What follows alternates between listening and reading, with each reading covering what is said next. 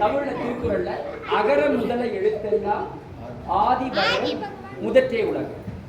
எழுத்துக்கள், தமிழுடைய எழுத்துக்கள் அகரத்தை அடிப்படையாக கொண்டது. அதே போல இறைவன் ஆதி பகவன், இந்த உலகத்தினுடைய முதன்மையானவன் அப்படின்னு வள்ளுவத்தினுடைய பொருள். இப்போ எல்லாத்துலேயுமே ஆ இருக்கு, நம்ம சொன்னதில்ல எல்லாத்துலேயும் ஆ இருக்கு. அதனால நம்முடைய எனர்ஜி இந்த ஆள இருக்கு. ஆ சொல்லும்போது எங்கே நடக்குது? நம்முடைய பிராண ஓட்டம் அடி வச்சு. ஊ சொல்லும்போது மார்பகம்,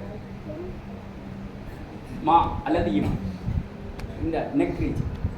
அதனால தான் ஆவுமா அப்படிங்கிறத இந்த கிளாப்ல நம்ம பயன்படுத்துகிறோம். இது அடிப்படை உண்மை. மற்ற வெளிநாடுகளில் வேற மொழியில் அதை பின்பற்றுறாங்க. இதை நான் சொன்ன மாதிரி நம்முடைய இந்திய பண்பாடு கலாச்சாரம் அடிப்படையில் உருவாக்கப்பட்டது இந்த சிரிப்பு யோகா. சிரிப்பு யோகா நான் சொன்ன மாதிரி வெளிநாடுலேருந்து வரல, நம்முடைய பாரம்பரியத்தில் ஏற்கனவே இருக்குது. ஆனால் எப்போவுமே வெளிநாடு போயிட்டு வந்தால் நல்லா இருக்கும் அப்படின்ற மாதிரி வெளிநாட்டிலேருந்து வந்த மாதிரி நம்ம நினச்சிட்டு இருக்கோம். இல்லை, நாம தான் வந்தாரை வாழ வைக்கும் தமிழகம்னு சொல்லுவோம். தமிழகம் மட்டுமல்ல, இந்தியா எல்லா இடங்கள்லையும் எல்லாரையும் புதியவர்கள் யாராவது வந்தால் நிச்சயமாக சிரிப்போம். அவங்களுக்கு ஏதாவது தண்ணி வேணுமா கொடுப்போம். திண்ணை இருந்ததா இல்லையா? இப்போ திண்ணையே இல்லை. திண்ணையிலே ஒரு வீடு கட்டலாம், இல்லை வாடகை விடலாம், இல்லை சின்னதாக ஒரு கடை கட்டிடலாம்னு சொல்லுவோம். அப்படிப்பட்ட நிலையில தான் நம்ம இருக்கோம். ஆனால் அன்னைக்கு அப்படி பண்ணலை. திண்ணையெல்லாம் எதுக்கு கட்டினாங்க அந்த நேரத்தில் அப்படின்னா, களைப்பாக வருவாங்க வழிபோக்கர்கள். அன்றைக்கெல்லாம் பயணம் செய்வது நெடுந்தூர பயணம், ட்ராவல்ஸ் பண்ணுறதுக்கான வெஹிக்கிள்ஸ் கிடையாது. மாட்டு வண்டியில் தான் போகணும். இப்போ நடந்து போகும்போது களைப்பாக இருக்கும். அங்கே ஒரு திண்ணை இருக்கும். யார் விட்டு தின்னா பட்டாலும் பிரச்சனை இல்லை. இப்போ பயமாக இருக்குது, யாருக்கு படுத்துருக்க வாசல்ல யாருப்பா வீடு அப்படின்னு கேட்குற அளவுக்கு பயத்துட்டு இருக்கோம். அப்போ பயப்பட மாட்டாங்க, தூங்கிட்டு போயிடுவோம். அங்கே சத்திரங்கள் இருக்கு. சத்திரங்களில் இலவச சாப்பாடு. இப்போவும் திருத்தணியில் ஒரு நாள் மட்டும் நடக்கும். கேள்விப்பட்டிருக்கீங்களான்னு தெரியல. படி உற்சவம். படி உற்சவம்ன்றது டிசம்பர் மாதம் கடைசி வாரத்தில் கடைசி தேதியில் படி உற்சவம் திருநாள் திருத்தணியில் இன்றைக்கும் அங்குள்ள எல்லா சத்திரத்திலும் இலவசமாக சாப்பாடு வழங்கப்பட்டு வருகிறது. ஆண்டுதோறும் நடந்துட்டு இருக்கு. அப்படி படி உற்சவம் சொல்லி திருத்தணியில் ஒவ்வொரு ஆங்கில புத்தாண்டினோட முதல் நாளில் அந்த விழாவை கொண்டாடுறாங்க. எதுக்கு இதெல்லாம் சொல்கிறேன் அப்படின்னா, உணவு உறைவிடம் அதெல்லாம் ரொம்ப எளிமையாக இருந்துச்சு, இனிமையாக இருந்தது. இன்றைக்கி இருக்குது, இல்லைன்னு சொல்ல முடியாது. கொஞ்சம் மாறி இருக்குது தொழில்நுட்பத்தின் அடிப்படையில்.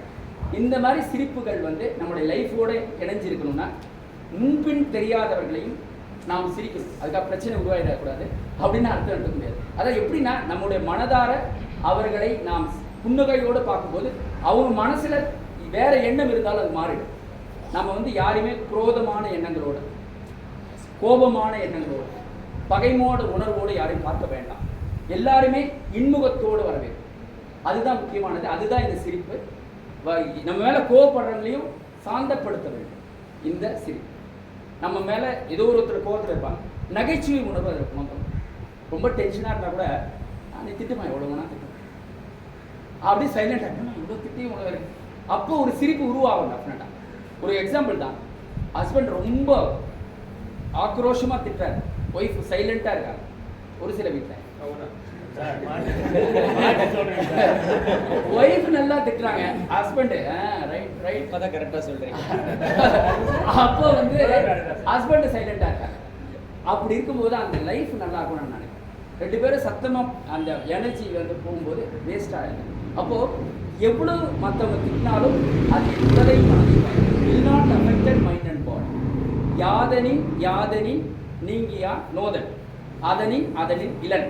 வள்ளுவர் சொல்றார், நீ இதெல்லாம் வேண்டாம் வேண்டாம் வேண்டாம்னு விட்டுருப்பா, அதெல்லாம் வந்துடும். பணம் வேணாமல் வந்துடும், பணம் வேணாம் வேணாம் சொல்லுங்க வரும். எதுவுமே வேண்டான்னு சொல்லுங்க, நல்ல விஷயங்கள் நம்மளை தேடி வந்துட்டு இருக்கோம். எல்லாம் வேணும்னு சொல்லி மனத்தை என்ன பண்ணக்கூடாது, ஸ்ட்ரெஸ்ஃபுல்லாக வச்சுக்கூடாது, மன அழுத்தத்தோடு இருக்கக்கூடாது. அதுக்கு தான் இந்த சிரிப்பு. இந்த சிரிப்பை வந்து பல விதங்களில் நம்ம இப்போ பார்த்துட்டு இருக்கோம். அடுத்து ஒரு சிரிப்பு பண்ண போகிறோம். இந்த சிரிப்பு வந்து யோக பயிற்சியோட அது இதோட கனெக்ட் ஆகிருக்கு அப்படின்றது முக்கியம். நம்ம பண்ணக்கூடிய பயிற்சி முறைகள்லேயே இது சிரிப்போடு பண்ண போகிறோம். இந்த ஸ்மைலிங் அப்படிங்கிற ஒரு விஷயம் வந்து ரொம்ப ரிதமிக்காக நம்ம செய்யணும். Rhythmic way of smiling. இப்போ பண்ண வந்து வாய் விட்டு சிரித்தோம், இது ஒரு முறை. இப்போ ஸ்மைலிங்கோட சில பயிற்சி முறைகள் ரொம்ப சிம்பிளான பயிற்சி முறை தான். உடலை வந்து ஸ்ட்ரெச்சஸ் பண்ணும்போது இந்த மாதிரி சிரிப்போடு பண்ணுங்கள்.